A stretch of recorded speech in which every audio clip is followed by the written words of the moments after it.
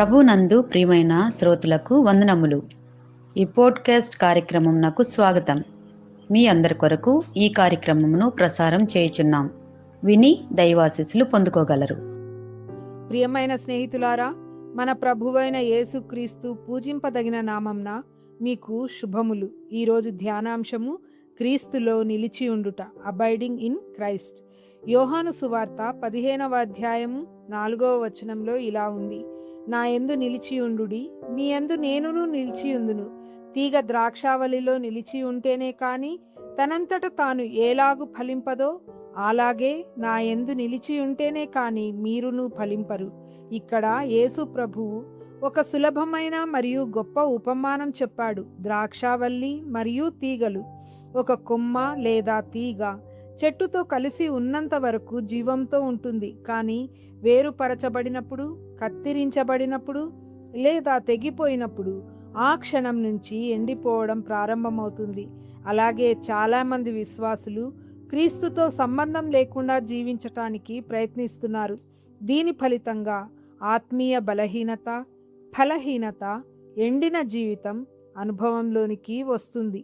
యేసు ఈరోజు మనల్ని పిలుస్తున్నాడు, కేవలం సందర్శించడానికి కాదు, ఆయనలో నిలిచి ఉండడానికి. ఈరోజు యేసులో నిలిచి ఉండడం అంటే ఏమిటి? ఆయనలో నిలిచి ఉండటం వలన మనం పొందే ఫలితాలు ఏమిటి? ఒకవేళ నిలిచి ఉండకపోతే ఏం జరుగుతుంది?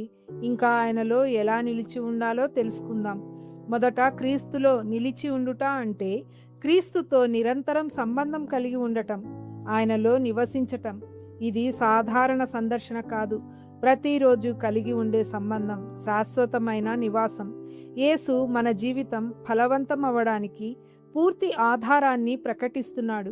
కీర్తనలు 1వ అధ్యాయం 2-3 వచనాలు: దేవుని ధర్మశాస్త్రం నందు ఆనందించుచు దివారాత్రములు దాన్ని ధ్యానించువాడు నీటి వాగుల దగ్గర నాటబడిన వృక్షంలాగా ఎల్లప్పుడూ ఆకువాడక ఫలిస్తాడు అని చెబుతున్నాయి. రెండవది, యేసుక్రీస్తులో నిలిచి ఉండుట వలన మన జీవితంలో పొందే ఫలితాలు ఏవంటే, మొదట బహుగా ఫలిస్తాం. గలతీ 5:22-23లో చెప్పబడిన ఆత్మ ఫలములు ప్రేమ, ఆనందం, శాంతి, ఓర్పు, దయ, మంచితనం, విశ్వాసం, సౌమ్యత, స్వయం నిగ్రహం లాంటి వాటిని అనివార్యంగా పొందగలం. రెండవది, ప్రార్థనలకు సమాధానం లభిస్తుంది. నా యందు మీరును మీ యందు నా మాటలును నివసించిన ఎడల మీకేది ఇష్టమో అడుగుడి, అది మీకు అనుగ్రహింపబడును అని ప్రభువు చెప్తున్నాడు. మనం యేసులో నివసిస్తే అద్భుతాలు జరుగుతాయి, మన ప్రార్థనలు శక్తివంతమవుతాయి. మూడవది, ఆత్మీయ బలం పొందుతాము. దీనివల్ల జీవితంలో ఎదురయ్యే పరీక్షలను ఎదుర్కొనే బలం, శోధనలలో జయం, ఇంకా బలహీనతలలో సహాయం పొందుతాము. యేసులో నిలిచి ఉండకపోతే మన ప్రయత్నాలు ఎంత భక్తితో ఉన్నా కూడా కత్తిరించిన తీగలాగా వాడిపోతాయి. నాకు వేరుగా ఉండి మీరేమీ చేయలేరు అని ప్రభువు అంటున్నాడు. ఆత్మీయంగా ఎండిపోయినప్పుడు సులభంగా నిరుత్సాహపడతాం, బలహీనపడతాం, ఫలహీనమవుతాం. క్రీస్తులో మనం ఎలా నివసించాలో దైవ గ్రంథం నుంచి కొన్ని ఆచరణాత్మక మార్గాలు చూద్దాం. ప్రార్థన ద్వారా. ఆత్మలో అన్ని సందర్భాలలో ప్రార్థించండి అని ఎఫెసీ పత్రికలో పౌలు చెప్పాడు. యేసు ప్రభువు స్వయంగా తరచుగా ఒంటరిగా ప్రార్థించాడు. కాబట్టి ప్రార్థనను మన జీవిత రక్షణ దారిగా చేసుకుందాం.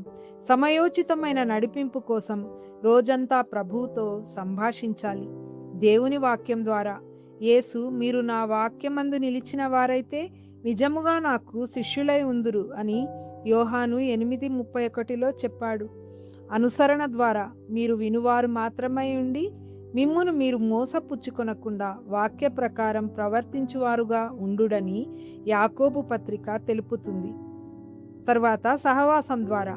హెబ్రీ 10:24-25 వచనములు: సమాజంగా కూడుట మానకుండా ఒకరినొకడు హెచ్చరించుకొనుచు ప్రేమ, మంచి కార్యాలు చేయడానికి ఒకరినొకడు ప్రేరేపించమని ఆజ్ఞాపిస్తున్నాయి. క్రీస్తులో నిలిచి ఉండడం అంటే మతమును అనుసరించటం కాదు, అది దేవునితో ఏర్పరచుకునే సంబంధం. ప్రతిరోజు ఆయనతో నడుస్తాం, ప్రతి విషయంలో ఆయన నడిపింపును కోరుతాం. ఆ విధంగా నిలిచినప్పుడు మన జీవితం ఫలములతో, శక్తితో, మంచి ఉద్దేశాలతో నిండిపోతుంది. ఈరోజు మనం ప్రభువులో నిలిచి ఉండుట ద్వారా బహుగా ఫలించినట్లు సహాయం చేయమని ప్రభువును ప్రార్థిద్దాం. మన జీవితాలను దేవుని మహిమ కొరకు ఉపయోగిద్దాం. ఆమేన్. ఈ కార్యక్రమమును గూర్చి మీ సలహాలు మరియు మీ ప్రార్థనా అవసరతల కొరకు మమ్మను సంప్రదించవలసిన మా ఫోన్ నంబర్ 9485508539 మరియు ఈమెయిల్ ఐడి info@fibaonline.org. మా ఫోన్ నంబర్ మరొకసారి 9480585039.